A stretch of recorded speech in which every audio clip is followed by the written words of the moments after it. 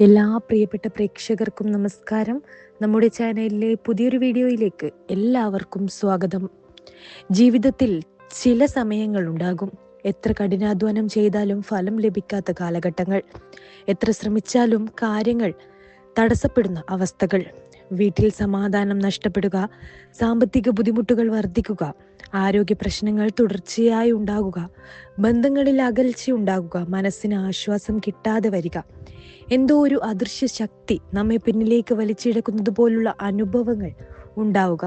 അത്തരം സമയങ്ങളിൽ പലരും വലിയ വലിയ പരിഹാരങ്ങൾ തേടി അലയാറുണ്ട്. ചിലർ ലക്ഷക്കണക്കിന് രൂപ ചെലവഴിച്ച് പൂജകളും ഹോമങ്ങളും നടത്തുന്നു. എന്നാൽ എല്ലാവർക്കും അത്തരം വഴികൾ സാധ്യമാകണമെന്നില്ല. സാമ്പത്തികമായി ബുദ്ധിമുട്ടുന്ന ഒരാൾക്ക് വലിയ തുകകൾ ചിലവഴിച്ച് വഴിപാടുകൾ നടത്താൻ കഴിയാതെ വരാം. എന്നാൽ ഭഗവാന്റെ അനുഗ്രഹം ലഭിക്കാൻ വലിയ പണച്ചിലവ് ആവശ്യമില്ല എന്നതാണ് സത്യം. ആത്മാർത്ഥമായ ഭക്തിയും വിശ്വാസവും ഉണ്ടെങ്കിൽ വളരെ ലളിതമായ ഒരു പ്രാർത്ഥന പോലും ജീവിതത്തിൽ അത്ഭുതകരമായ മാറ്റങ്ങൾ സൃഷ്ടിക്കാൻ കഴിയും. പ്രത്യേകിച്ച് മഹാദേവന്റെ കൃപ ലഭിക്കുന്ന വഴികൾ അതീവ ലളിതമാണ്. കാരണം ഭക്തരുടെ ഹൃദയത്തിലെ സത്യസന്ധതയാണ് ഭഗവാൻ ആദ്യം കാണുന്നത്. അതുകൊണ്ട് തന്നെ ഇന്ന് ഞാൻ നിങ്ങളുമായി പങ്കുവയ്ക്കാൻ പോകുന്നത് വളരെ ലളിതമായതും എന്നാൽ അതിശക്തമായ ഫലങ്ങൾ നൽകുന്നതുമായ ഒരു മഹാദേവ വഴിപാടിനെ കുറിച്ചാണ്. അനേകം ഭക്തരുടെ ജീവിതത്തിൽ വലിയ മാറ്റങ്ങൾ കൊണ്ടുവന്നതായി വിശ്വസിക്കപ്പെടുന്ന ഈ ആത്മീയ ക്രമം കൃത്യമായി അനുഷ്ഠിച്ചാൽ ജീവിതത്തിലെ തടസ്സങ്ങൾ മാറാനും മഹാദേവന്റെ അനുഗ്രഹം വർദ്ധിക്കാനും സഹായിക്കുമെന്ന് വിശ്വാസമുണ്ട്. ഈ ആത്മീയ യാത്രയുടെ ആദ്യഘട്ടം നിർമ്മാല്യ ദർശനത്തോടെയാണ് ആരംഭിക്കുന്നത്. എന്നാൽ നിർമ്മാല്യ ദർശനത്തിന് പോകുന്നതിന് മുൻപ് ഒരു പ്രധാന കാര്യം നിങ്ങൾ ശ്രദ്ധിക്കണം. തലേ ദിവസവും അന്നത്തെ ദിവസവും പൂർണ്ണമായും സസ്യഭുക്കായിരിക്കണം. മത്സ്യമാംസാദികൾ ഉൾപ്പെടെയുള്ള ഭക്ഷണങ്ങൾ ഒഴിവാക്കണം. ശരീരവും മനസ്സും പരമാവധി ശുദ്ധമായി നിലനിർത്തണം. കാരണം ഭഗവാന്റെ സന്നിധിയിലേക്ക് പ്രവേശിക്കുമ്പോൾ ഉള്ളിലെ ശുദ്ധിക്ക് വലിയ പ്രാധാന്യമുണ്ട്. അങ്ങനെ നിശ്ചയദാർഢ്യത്തോടെ അടുത്ത ദിവസം രാവിലെ വളരെ നേരത്തെ എഴുന്നേറ്റ് മഹാദേവ ക്ഷേത്രത്തിലേക്ക് പോകണം. ക്ഷേത്രത്തിൽ നിർമ്മാല്യ ദർശനം ലഭിക്കുന്ന സമയത്ത് തന്നെ എത്താൻ ശ്രമിക്കണം. നിർമ്മാല്യ ദർശനം എന്നത് അതീവ ശക്തിയുള്ള ഒരു ദർശനമായി കണക്കാക്കപ്പെടുന്നു. രാത്രി മുഴുവൻ ഭഗവാന്റെ മേൽ അർപ്പിക്കപ്പെട്ട പൂക്കളും അലങ്കാരങ്ങളും നിലനിൽക്കുന്ന ആ ദിവ്യ സമയത്ത് മഹാദേവനെ കാണുന്നത് അത്യന്തം പുണ്യകരമാണെന്ന് വിശ്വസിക്കപ്പെടുന്നു. ആ സമയത്ത് ഭഗവാന്റെ മുന്നിൽ വിനയപൂർവ്വം കൈകൂപ്പി നിൽക്കുക. മനസ്സിലുള്ള എല്ലാ വിഷമങ്ങളും തുറന്നു പറയുക. ആരോടും പറയാൻ കഴിയാത്ത ദുഃഖങ്ങൾ പോലും മഹാദേവനോട് പറയുക. കാരണം ഭക്തന്റെ കണ്ണീരിന്റെ ഭാഷ മനസ്സിലാക്കുന്ന ദേവനാണ് മഹാദേവൻ. അതിനുശേഷം ഭഗവാന്റെ സന്നിധിയിൽ നിന്നുകൊണ്ട് ഓം നമഃശിവായ എന്ന പഞ്ചാക്ഷരി മന്ത്രം കുറഞ്ഞത് 108 പ്രാവശ്യം ജപിക്കണം. മാലയുണ്ടെങ്കിൽ അത് ഉപയോഗിക്കാം. ഇല്ലെങ്കിൽ ഏകദേശം ഒരു 13.5 മിനിറ്റോളം ഏകാഗ്രതയോടെ തുടർച്ചയായി ജപിച്ചാലും മതിയാകും. ജപിക്കുന്ന സമയത്ത് മറ്റാരോടും സംസാരിക്കരുത്. മനസ്സ് മുഴുവൻ മഹാദേവനിൽ കേന്ദ്രീകരിക്കണം. ഓരോ ഓം നമഃശിവായ മന്ത്രവും നിങ്ങളുടെ ജീവിതത്തിലെ ഓരോ തടസ്സങ്ങളെയും അലിഞ്ഞില്ലാതാക്കുന്നതായി മനസ്സിൽ സങ്കല്പിക്കുക. മന്ത്രശക്തിയും ഭക്തിയും ഒരുമിപ്പിക്കുമ്പോൾ അത്ഭുതങ്ങൾ സംഭവിക്കാൻ തുടങ്ങും. ഈ ആദ്യഘട്ടം പൂർത്തിയാക്കിയ ശേഷം അടുത്ത പ്രധാന ഘട്ടത്തിനായി കാത്തിരിക്കണം. അതായത് തൊട്ടടുത്ത ഞായറാഴ്ച. ആ ഞായറാഴ്ച വൈകുന്നേരം ദീപാരാധനയ്ക്ക് മുൻപായി അതേ മഹാദേവ ക്ഷേത്രത്തിൽ എത്തണം.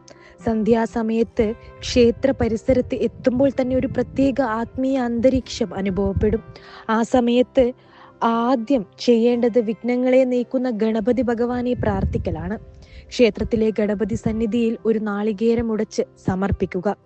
തുടർന്ന് ഓം ഗം ഗണപതേ നമ എന്ന മന്ത്രം ഭക്തിപൂർവ്വം ജപിക്കുക. ജീവിതത്തിലെ എല്ലാ വിഘ്നങ്ങളും മാറി വഴികൾ തുറക്കണമെന്ന പ്രാർത്ഥന നടത്തുക. സാധിക്കുന്നവർക്ക് ഏത്തമിടുകയും ചെയ്യാം. ഗണപതി ഭഗവാന്റെ അനുഗ്രഹം ലഭിക്കുമ്പോൾ പല തടസ്സങ്ങളും അതിവേഗം നീങ്ങി തുടങ്ങുമെന്ന് വിശ്വസിക്കപ്പെടുന്നു.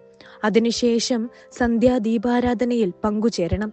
ക്ഷേത്രമണികൾ മുഴങ്ങുകയും ദീപങ്ങളുടെ പ്രകാശം പരക്കുകയും ചെയ്യുന്ന ആ ദിവ്യ നിമിഷത്തിൽ മനസ്സ് മുഴുവൻ ഭഗവാനിൽ അർപ്പിക്കുക.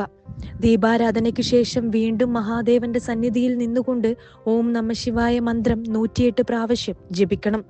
ഈ രണ്ടാം തവണത്തെ ജപം ഭക്തന്റെ പ്രാർത്ഥനയ്ക്ക് കൂടുതൽ ശക്തി നൽകുന്നതായി കരുതപ്പെടുന്നു.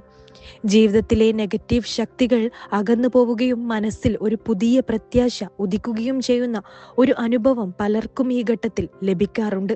ഇപ്പോൾ ഈ ആത്മീയ ക്രമത്തിന്റെ ഏറ്റവും പ്രധാനപ്പെട്ട ഘട്ടത്തിലേക്കാണ് നാം എത്തുന്നത്. അതായത് പ്രദോഷ ദിനത്തിലെ ശ്രീരുദ്രാഭിഷേകം. മഹാദേവ ആരാധനയിൽ പ്രദോഷത്തിന് അതീവ പ്രാധാന്യമുണ്ട്. അതിനാൽ അടുത്തതായി വരുന്ന പ്രദോഷ ദിവസം രാവിലെ തന്നെ ക്ഷേത്രത്തിലെത്തണം. അവിടെ ശ്രീരുദ്രാഭിഷേകം എന്ന വഴിപാട് നടത്തണം. രസീത് എഴുതുമ്പോൾ ഒരു കാര്യം പ്രത്യേകം ശ്രദ്ധിക്കണം. നിങ്ങളുടെ പേരും നാളും പറയുന്നതിനൊപ്പം വീട്ടുപേരും ചേർത്ത് നൽകണം. കാരണം കുടുംബത്തിന്റെ സമഗ്രമായ അനുഗ്രഹത്തിനായാണ് ഈ പ്രാർത്ഥന സമർപ്പിക്കുന്നത് എന്ന ഭാവന അതിൽ ഉൾക്കൊള്ളപ്പെടുന്നു. ശ്രീരുദ്രാഭിഷേകം മഹാദേവനോട് സമർപ്പിക്കുന്ന ഏറ്റവും ശക്തമായ ആരാധനകളിൽ ഒന്നായി കണക്കാക്കപ്പെടുന്നു. അഭിഷേക സമയത്ത് മനസ്സിലൊരു പ്രാർത്ഥന മാത്രം ഉണ്ടായിരിക്കണം. എൻ്റെ ജീവിതത്തിലെ എല്ലാ ദുഃഖങ്ങളും ദുരിതങ്ങളും മാറട്ടെ, ഭഗവാന്റെ അനുഗ്രഹം എന്നെയും എൻ്റെ കുടുംബത്തെയും കാത്തു സൂക്ഷിക്കട്ടെ എന്ന പ്രാർത്ഥന.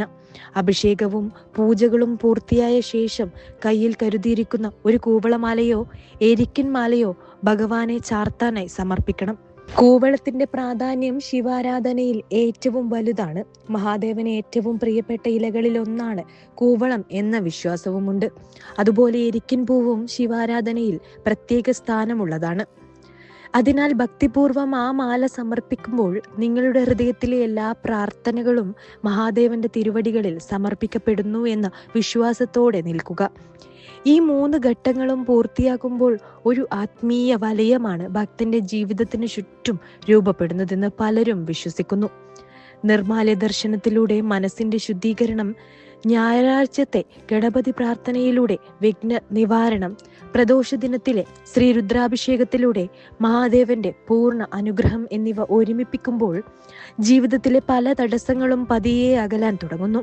പലർക്കും ജോലിയിലെ പുരോഗതി ലഭിച്ചതായും സാമ്പത്തിക സ്ഥിതി മെച്ചപ്പെട്ടതായും കുടുംബകലഹങ്ങൾ കുറഞ്ഞതായും ആരോഗ്യ പ്രശ്നങ്ങളിൽ ആശ്വാസം ലഭിച്ചതായും അനുഭവങ്ങൾ പങ്കുവയ്ക്കാറുണ്ട്. എന്നാൽ ഇവിടെ ഏറ്റവും പ്രധാനപ്പെട്ടത് വിശ്വാസമാണ്. വഴിപാട് ഒരു യാന്ത്രിക പ്രവൃത്തിയല്ല. ഭക്തിയും സമർപ്പണവും ഉള്ളപ്പോൾ മാത്രമാണ് അതിൻ്റെ ആത്മീയ ശക്തി പൂർണ്ണമായി അനുഭവിക്കാൻ കഴിയുക. ഇതോടൊപ്പം കൂടുതൽ ഫലം ആഗ്രഹിക്കുന്നവർക്ക് മറ്റൊരു ആത്മീയ അനുഷ്ഠാനവും ചെയ്യാവുന്നതാണ്. എല്ലാ ഞായറാഴ്ചകളിലും തുടർച്ചയായി 7 ആഴ്ച ഭാഗ്യസൂക്തം വഴിപാടായി സമർപ്പിക്കുക. ഇത് ഭാഗ്യവർദ്ധനയ്ക്കും ജീവിതത്തിൽ അനുകൂല സാഹചര്യങ്ങൾ വർദ്ധിക്കാനും സഹായിക്കുമെന്ന് വിശ്വാസമുണ്ട്. ചിലപ്പോൾ നമ്മുടെ ജീവിതത്തിൽ നല്ല കാര്യങ്ങൾ വരാൻ തയ്യാറായിരിക്കാം, പക്ഷേ ഭാഗ്യത്തിന്റെ വാതിലുകൾ തുറക്കപ്പെടാതെ കിടക്കാം. അത്തരം സമയങ്ങളിൽ ഭാഗ്യസൂക്തം പോലുള്ള ആരാധനകൾ അനുകൂല ഊർജങ്ങളെ ആകർഷിക്കാൻ സഹായിക്കുമെന്ന് വിശ്വസിക്കപ്പെടുന്നു. 7 ആഴ്ചകൾ പൂർത്തിയാകുമ്പോൾ മനസ്സിൽ തന്നെ ഒരു വലിയ മാറ്റം അനുഭവപ്പെടാൻ സാധ്യതയുണ്ട്. ആത്മവിശ്വാസം വർദ്ധിക്കുകയും ഭയങ്ങൾ കുറയുകയും ജീവിതത്തെ കൂടുതൽ പോസിറ്റീവായി കാണാൻ കഴിയുകയും ചെയ്യും. പ്രിയ ഭക്തജനങ്ങളെ, ജീവിതത്തിൽ എത്ര വലിയ പ്രശ്നങ്ങൾ ഉണ്ടായാലും പ്രതീക്ഷ കൈവിടരുത്. കാരണം എല്ലാ ഇരുട്ടിനും ശേഷം ഒരു പ്രഭാതം ഉണ്ടാകുന്നു. എല്ലാ പരീക്ഷണങ്ങൾക്കും ശേഷം ഒരു അനുഗ്രഹ കാലം വരുന്നു. മഹാദേവന്റെ കൃപ ഒരാളിൽ പതിയുമ്പോൾ അസാധ്യമെന്ന് തോന്നിയ പല കാര്യങ്ങൾ പോലും സാധ്യമാകാൻ തുടങ്ങും. അതുകൊണ്ട് ഈ ആത്മീയ വഴിപാട് ക്രമം ഭക്തിയോടും വിശ്വാസത്തോടും ആത്മാർത്ഥതയോടും കൂടി അനുഷ്ഠിക്കുക. മഹാദേവന്റെ അനുഗ്രഹം നിങ്ങളുടെ ജീവിതത്തിൽ സമാധാനവും സന്തോഷവും ഐശ്വര്യവും നിറയ്ക്കട്ടെ. ഓം നമഃ ശിവായ, ഓം നമഃ ശിവായ, ഓം നമഃ ശിവായ. ഇത്രയുമാണ് ഇന്നത്തെ ഈ വീഡിയോയിലൂടെ എനിക്ക് നിങ്ങളുമായി പങ്കുവെക്കുവാനുള്ളത്. ഈ ഒരു വീഡിയോ ഇഷ്ടമായാൽ തീർച്ചയായും നിങ്ങൾ വീഡിയോ ലൈക്ക് ചെയ്യുക. അതുപോലെ തന്നെ കമന്റ് ബോക്സിൽ നിങ്ങളുടെ വിലയേറിയ കമന്റുകൾ രേഖപ്പെടുത്തുക. എൻ്റെ ഈ ചാനൽ സബ്സ്ക്രൈബ് ചെയ്യാതെയാണ് നിങ്ങൾ കാണുന്നതെങ്കിൽ തീർച്ചയായും ചാനൽ സബ്സ്ക്രൈബ് ചെയ്യുക. മറ്റുള്ളവരിലേക്ക് ഈ അറിവ് പങ്കുവെക്കുവാനായി വീഡിയോ ഷെയർ ചെയ്യുക. എല്ലാവർക്കും ജീവിതത്തിൽ നന്മകളും ഐശ്വര്യവും സമാധാനവും എന്നെന്നും ഉണ്ടാകട്ടെ എന്ന് ആശംസിക്കുന്നു. അടുത്തൊരു ഉപയോഗപ്രദമായിട്ടുള്ള വീഡിയോയുമായി കാണാം. നന്ദി, നമസ്കാരം.